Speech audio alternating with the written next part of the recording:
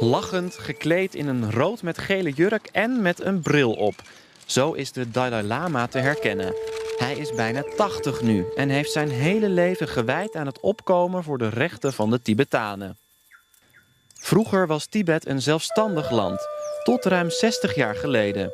China viel toen het gebied binnen. Sindsdien zijn de Chinezen de baas in Tibet. Daar is over de hele wereld discussie over.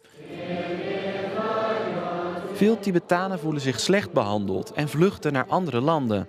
Ook de Dalai Lama. Hij woont nu in India en strijdt daar voor de vrijheid van zijn volk. Het allerliefst wil hij vrede wereldwijd. Dat is zijn belangrijkste boodschap die hij overal komt vertellen. Agnes van 14 is in Tibet geboren en ze wilde dan ook niets liever dan de Dalai Lama ontmoeten. En dat lukte vandaag, ondanks een drukke schema. Ze nam mij mee en vertelde over haar Tibetaanse achtergrond. Dit waren een paar monniken van het klooster. Mijn vader is Tibetaans, dus ik ben ook half Tibetaans. Agnes heeft geen contact meer met haar vader, maar ze is wel erg nieuwsgierig naar zijn levensovertuiging, het boeddhisme. Mijn vader gelooft heel erg in de Dalai Lama. De Dalai Lama is eigenlijk een levende god voor het boeddhisme. Als baby is Agnes naar Nederland gekomen, maar ze nam wel wat mee uit Tibet, haar naam. Dit is dan mijn geboortekaartje. Hier staat mijn naam in het Tibetaans, Agnes. En ik ben ook vernoemd naar de Dalai Lama. Want hij heet Tenzin Gyatso. Tenzin is dan zijn voornaam. En vandaag krijgt Agnes Tenzin de kans om haar beroemde naamgenoot te ontmoeten.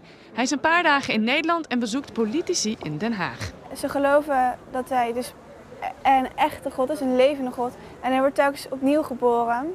Dus als hij overlijdt, dan gaan ze een andere Dalai Lama zoeken. En Agnes is blij dat ze nu de kans heeft om hem te ontmoeten. De huidige Dalai Lama is namelijk oud. Ja, nu kan het nog, want straks als hij overlijdt is er weer eentje van 2 jaar of zo, of 1 jaar of 3. Dus... Daar heb je niet zoveel aan. Nee, dan moet je zo iemand gaan... Als de officiële bijeenkomst in Den Haag voorbij is, krijgt Agnes de kans om hem even te spreken. I have one question. Do you remember anything from your past life? Past life. Do you remember something? When I was young, according to my mother, I have some memory about past life. The later, even difficult. What happened yesterday, sometimes difficult to remember. Do you have a message for the children in Holland? Children is the basis of our hope. En hij wil hen graag ook even persoonlijk ontmoeten en zegenen.